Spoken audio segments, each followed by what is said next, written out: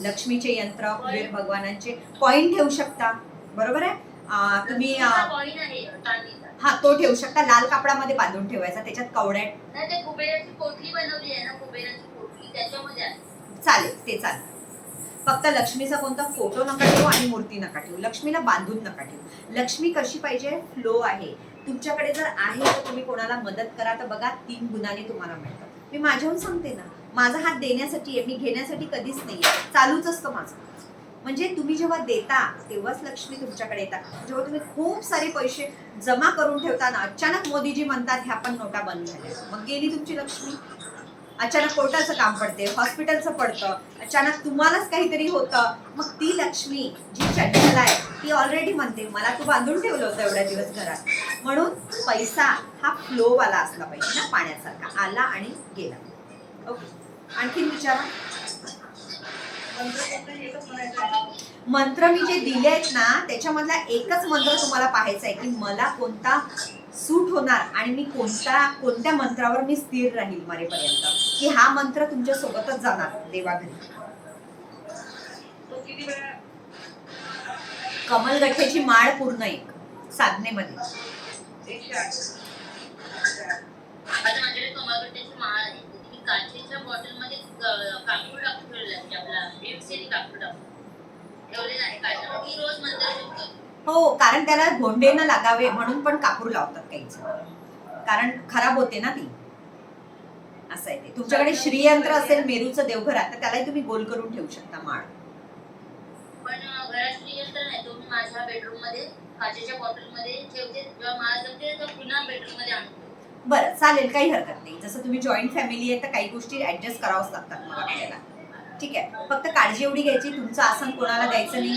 तुम्ही साधना करत आहे तर तुम्हाला टोकलं नाही पाहिजे कोणी, कशासाठी करत आहे. आणि कोणतंही अध्यात्म करा या कोणतीही गोष्ट करा, कधीही कोणाला सांगायची नाही, त्याचं फळ दिसलं पाहिजे कोणालाही. तुम्ही सांगू नका, तुम्ही जेव्हा सांगता तर समोरची टोक तुम्हाला लागते. आणखीन काही प्रश्न? थांबा. लक्ष्मी महालक्ष्मीचं काय काय माझ्याकडे. बरं बरं, त्याच्यावर चालेल का?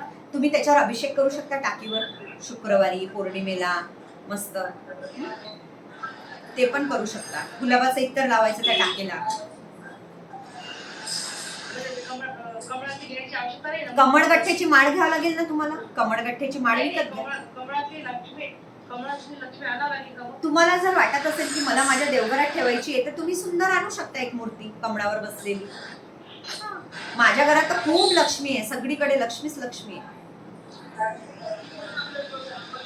तुम्हाला साधनेच्या नियमामध्ये आंघोळ करायचीच आहे 12ही महिने, हिवाळा असो उन्हाळा असो. आज मी 3 ते 4 वेळा आंघोळा करते. साधना जर असेल तर तुमचे कुरिअर असतात, साधना करा. तुम्ही जेवढ्या स्वच्छ राहणार तेवढी लक्ष्मी तुमच्यावर काम करते. आणि होईल तेवढं मी सजेशन देते, टिकली वापरणं बंद करा. पायाची जी चप्पल असते पॅरेगॉनची त्याच्यापासून टिकली तयार होते, शोध लावून बघा गुगलवर. म्हणून मी वयाच्या लहानपणापासून कुंकू शिवाय कधीच राहत नाही, लग्नातही कुंकावरच होती मी. तुम्हाला म्हणते मी टिकली वापरत नाही. कुंकू लावा. तुम्हाला तुमच्या आद्य चक्र जो आहे हा मेन आहे, शांततेचं प्रतीक. इथला हा ऍक्टिव्ह जर झाला तर तुम्हाला स्वप्नात सुद्धा कळेल की उद्या तुमच्यासोबत काय घडणार.